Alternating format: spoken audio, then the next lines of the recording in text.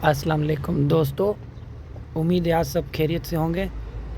आज मैं इमरान भाई का बहुत शुक्रगुज़ार हूँ, उन्होंने अपने कीमती टाइम में से हमें टाइम दिया है।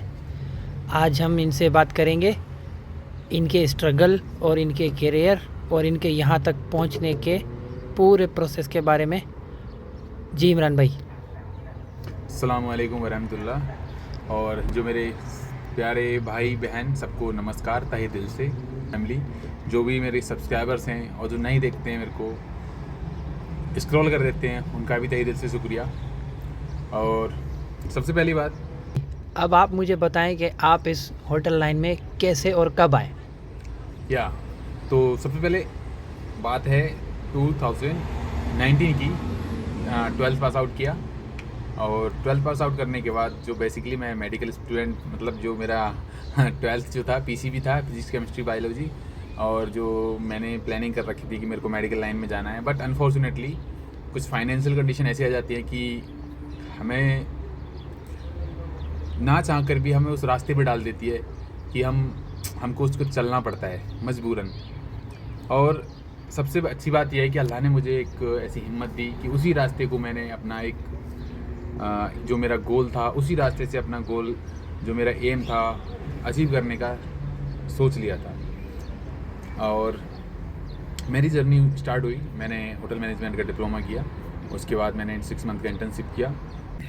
तो मैंने 6 मंथ की इंटर्नशिप की जो कि गोवा में की थी। एक 5 स्टार होटल था, वहाँ पे इंटर्नशिप कंप्लीट करने के बाद मेरे को अपॉर्चुनिटी मिली मैरियट होटल हैदराबाद में। मैंने 2 महीने काम किया क्योंकि मेरे को वहाँ पे हो गया था मेरे को वहाँ पे, और मेरे को वहाँ से छोड़ना पड़ा अनफॉर्चुनेटली।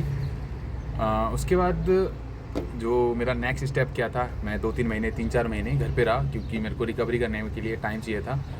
और उस दौरान एक इंटरव्यू चल रहा था कतर एयरवेज़ का। कतर एयरवेज़ क्या कर रहा था, फीफा स्पॉन्सर कर रहा था, फीफा वर्ल्ड कप। तो मेरे को वहाँ पे जाने की अपॉर्चुनिटी मिली, तो मैंने वहाँ पे इंटरव्यू दिया। अल्हम्दुलिल्लाह मैं सिलेक्ट हुआ। मेरे को कौमी 3 एज ए कौमी 3 उन लोगों ने मेरे को हायर किया। 6 मंथ मैंने कतर एयरवेज़ के साथ काम किया और अल्हम्दुलिल्लाह बहुत ही अच्छा एक्सपीरियंस था।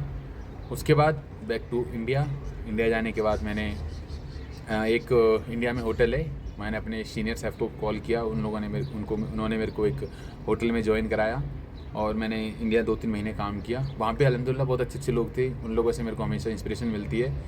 जीएम सर थे एक, शोएब सर और बहुत सारे ऐसे लोग हैं, लोगों से हमेशा कुछ ना कुछ सीखने को मिला है। तो बस यही था कि हिम्मत नहीं हारनी थी। और फिर से मेरे को एक अपॉर्चुनिटी आई थी दुबई की। बट दुबई की अपॉर्चुनिटी से पहले मेरे को एक मेरे फ्रेंड ने सजेस्ट किया कि भाई इमरान दुबई चलते हैं विज़िट वीज़ा पे मैं दुबई गया। मेरे पास जो भी मेरा अमाउंट था, मेरी 1-2 महीने की सैलरी की सेविंग थी इंडिया की, वो मैंने लेके चला गया टूरिस्ट वीज़ा निकाल के। अभी क्या होता है, अभी विज़िट वीज़ा तो ले लिया था, अभी उसके पीछे कितना स्ट्रगल होने वाला है वो बिल्कुल नहीं पता था। क्योंकि दुबई में मतलब हम लोग नए थे, तो वहाँ पे जाके एक रूम फाइंड किया, उसका कॉस्ट था 3000 और छोटा था, मतलब उसमें बस सो सकते थे आप, बंकर बेड लग रखे थे उसमें। तो मैं वहाँ पे रूम हमने लिया। उसके बाद हमने 100-150 सीवी निकलवा के ले गए थे इंडिया से, और हम डोर टू डोर हम सीवी देते थे कि सर कोई वैकेंसी हो तो बताएं, सर कोई वैकेंसी हो तो बताएं। पर आपको पता है कि अगर हम जो वॉचमैन हैं उन लोगों को हम सीवी दे देते थे, फ्रंट ऑफिस में जाके सीवी दे देते। जो भी बंदा हमको मिलता होटल के बाहर या कहीं भी, हम उसको सीवी देते। कहीं से रिस्पॉन्स नहीं आया। जो हमारे पास फंड थे वो खर्च होने वाले थे, टिकट के लिए पैसे नहीं थे। मैंने अपने टिकट के लिए कहीं से पैसा अरेंज किया, हो गया फाइनली। मैं वापस इंडिया गया जैसे ही, फिर बट दिमाग में वही चल रहा था कि मैं घर वापस किस मुंह से जाऊं, क्योंकि मैं तो अपनी चला के अपनी मनमर्जी चला के 2 ही भाग गया। अभी घर वाले सोचेंगे कि तू बिना बताए चला गया और अभी कैसे क्या। फिर मेरे को थोड़ा सा ये डर सता रहा था। बट मैं दिल्ली रुक गया एक दोस्त के पास। मतलब आपके ज़िंदगी में ऐसा वक्त भी आया कि आप रुक गए कि अब मैं क्या करूं। जी, आता है अल्हम्दुलिल्लाह। बट अभी के लिए अल्हम्दुलिल्लाह जो भी था, मैं अभी कभी भी मायूसी नहीं आई चेहरे पे। अल्लाह ने मेरे को बहुत हिम्मत दी। तो मैं दिल्ली रुका हुआ था, तो मेरे एक दोस्त ने मेरे को कॉल किया कि भाई मैरियट होटल में, सॉरी अंदाज होटल में इंटरव्यू चल रहे हैं एक होटल के, दुबई का एक होटल की कंपनी आ रखी है, रिक्रूटर आ रखे हैं, वो लोग हायरिंग कर रहे हैं। तो मेरा मन नहीं था, क्योंकि सपना था भाई यूरोप वही है ना कि एक आग थी यूरोप में आने की। तो मेरा दोस्त मेरे को बोलता है कि भाई चलना एक बार, तेरे को इंटरव्यू नहीं देना, चलना। मेरी दाढ़ी हो रखी थी बड़ी बड़ी, और ऐसे ही मैं जीन्स पहन के स्पोर्ट्स शूज़ पहन के ऐसे ही निकल गया, और एक जर्सी डाल रखी थी। फिर भी मैंने जाते समय सोचा कि यार एक काम करते हैं, एक सीवी लेके चलते हैं। तो मैं एक सीवी लेके चला गया। फिर मेरा दोस्त बोलता है कि यार एक काम करना है इमरान, इंटरव्यू दे के देख ले। फिर वहाँ पे जो बंदे आ रखे थे, एप्लीकेंट्स आ रखे थे, वो लोग मेरे को देख रहे हैं, बोलते हैं कि भाई आप इंटरव्यू देने आए हो, आप इंटरव्यू देने आए हो। सब लोग मेरे को ऐसे देख रहे थे कि यार ये बंदा एक मवाली टाइप का आया है, मतलब ना कोई ग्रूमिंग, हमारी इंडस्ट्री में ग्रूमिंग मैटर करती है, तो कुछ ग्रूमिंग वगैरह कुछ नहीं थी। तो ये मेरे लिए थोड़ा सा अजीब सा था। बट मैं इंटरव्यू देने गया। जैसे ही अंदर गया, मेरे को जो मेरा इंटरव्यूअर था उसने मेरे सीवी देखा, बोला कि आपने कतर एयरवेज के साथ काम किया है। मैंने बोला यस सर। उसने फिर मेरे से पूछा कि कौन सी वैकेंसी, कौन सी पोजीशन के लिए अप्लाई कर रहे हैं। मैं कौमी 3 था कतर में, बट उन्होंने मेरे को एज ए कौमी 1 दुबई के लिए हायर किया। दुबई के लिए हायर करने के बाद मैं फ्री ऑफ कॉस्ट दुबई चला गया। अभी देखो अल्लाह का निज़ाम कि मैं 50-60 हज़ार रुपये मतलब और 70 हज़ार रुपये दुबई में विजिट वीज़ा पे खर्च करके आ गया। इवन डोर टू डोर मैंने जॉब सर्च की, still I didn't get anything. But अभी जॉब मेरे लिए खुद आई है इंडिया में। अभी होटल वाले, मैं जाने का मन नहीं है, बट अल्लाह का निज़ाम, अल्लाह ने एक ऐसी प्लानिंग कर रखी है कि मेरे को वहाँ पे जाना पड़ा और मेरा सिलेक्शन हुआ, ऑफर लेटर आया। ओनली, आप विश्वास नहीं मानेंगे, 40 रुपये खर्च किए थे बस मैंने दुबई जाने के लिए। वो कैसे? मैंने टूरिस्ट वीज़ा जो मेट्रो का मेट्रो का जो टिकट का रहता है ना, बस वही खर्च किया था, और मेरा कोई भी खर्चा नहीं आया। फाइनली दुबई चला गया। 1 साल में दुबई में था, अल्हम्दुलिल्लाह बहुत ही अच्छा एक्सपीरियंस था, बहुत कुछ लर्न किया, अर्न किया, सब कुछ बढ़िया चलता रहा। बट फिर भी एक आग थी यूरोप की, तो डेली अप्लाई करते रहना होता था कि भाई अप्लाई करते रहो। लिंक्डइन पे जहाँ भी वेबसाइट दिखती, जो भी कंपनी दिखती, जो भी ओपनिंग दिखती, सब में अप्लाई कर देना। तो उस तरीके से मैं करता रहा। तो मेरे एक दोस्त ने बताया कि भाई अभी माल्टा में बहुत बड़े लेवल पर हायरिंग चल रही है, तो तुम अभी माल्टा की कुछ कंपनीज़ हैं वो हायरिंग कर रही है, तो उनमें अप्लाई कर सकते हो। तो मैंने यूरोपास फॉर्मेट में सीवी बनाया। आप भी आ सकते हो, कोई बड़ी बात नहीं है। अगर आपके अंदर आग है तो आप यूरोपास फॉर्मेट में सीवी बनाएं। तो सेम मैंने ऐसी सीवी बनाया था, और डिफरेंट कंपनीज़ में, जैसे ड्यूटी से आने के बाद, शिफ्ट से आने के बाद मैं बेड पे पड़ जाता और 3-4 घंटे तक डेली सीवी डालता रहता, डेली सीवी, बस यही काम करना था। तो एक दिन फाइनली एक मेल आता है कि you are selected for the interview, और मेरा जो इंटरव्यू है, हेड सर के साथ इंटरव्यू हुआ। इंटरव्यू के बाद जो मेरी पेपर वर्क प्रोसेस जो भी थी, डायरेक्ट हायरिंग थी, तो अल्हम्दुलिल्लाह हो गई थी। अभी इस दौरान मैं इंडिया चला गया दुबई से। मैंने सोचा कि अब वीज़ा तो आ ही जाना है 2 महीने में, बट मेरे को वीज़ा आने में बहुत टाइम लग गया, क्योंकि मैंने इंडिया से किया था। और इस दौरान मेरा एक जो वीज़ा से पहले और वर्क परमिट से पहले, अप्लाई करने से पहले, वो लोग क्या करते हैं, आपका स्किल पास मैंडेटरी कर रखा है माल्टा में। मैंने स्किल पास दिया अल्हम्दुलिल्लाह, फेज़ 1 फेज़ 2।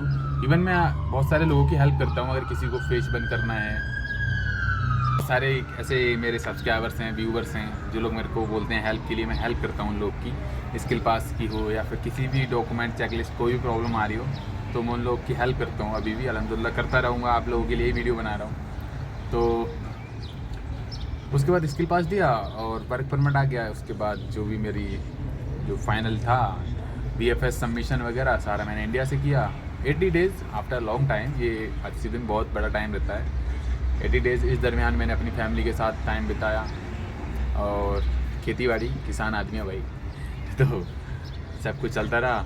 आने के बाद दूसरी चीज़ मैं आपको एक ज़रूरी चीज़ बता दूं, अगर आप माल्टा में आ रहे हैं तो भाई यहाँ पे थोड़ा सा सीज़न के टाइम। अच्छा इमरान भाई, अल्हम्दुलिल्लाह आप अपनी मंजिल तक पहुंच गए। अल्लाह आपको और भी आगे कामयाबी अता करे। अब आप अपने जो दोस्त हैं, जो सब्सक्राइबर हैं, जो नहीं भी हैं, जो देखते हैं, जो सुनते हैं, उनको क्या मैसेज देना चाहेंगे, उनको कैसे गाइड करना चाहेंगे कि वो इस मकाम तक कैसे पहुंच सकते हैं? भाई सिंपल बात है, अगर सच में अगर आपको करना है तो देखो, दुनिया में ऐसी कोई चीज़ बनी नहीं कि जो आप नहीं कर सकते, ठीक है। अगर इस दुनिया में है तो सब कुछ कर सकते हो, और आपको ही करना है, ठीक है। अगर बट आपके अंदर एक आग होनी चाहिए, ठीक है, आपके अंदर एक डेडिकेशन होनी चाहिए, ठीक है, कुछ भी करने की। बट ऐसा नहीं कि नाइट ड्रीमर मत बनो, डे ड्रीमर बनो। नाइट में तो सबको ही सपने आते हैं, ठीक है। दिन में जो खुली आंखों से सपने देखो, भाई मेरे को कल ये अचीव करना है, ठीक है, एट एनी कॉस्ट, किसी भी कीमत पर मेरे को ये अचीव करना है। और डेली ये सोचो भाई आज मैंने क्या क्रिएटिव किया। तो सिंपल प्रोसेस है। आप ऑनलाइन बहुत सारी ऐसी वेबसाइट्स हैं, बहुत सारे होटल्स हैं जो कि हायरिंग कर रहे हैं। इसके अलावा आपको यहाँ आने के लिए स्किल पास की ज़रूरत रहती है। स्किल पास अगर आपको प्रॉब्लम आ रही तो आप मेरे साथ कांटेक्ट कर ही सकते हैं। मैंने आपको बता ही दिया, जैसे कि प्रीवियस वीडियो में मैं आपको बताते आया हूँ कि स्किल पास के लिए मैं पूरी हेल्प करता हूँ, जो भी मेरे से हो पाता है।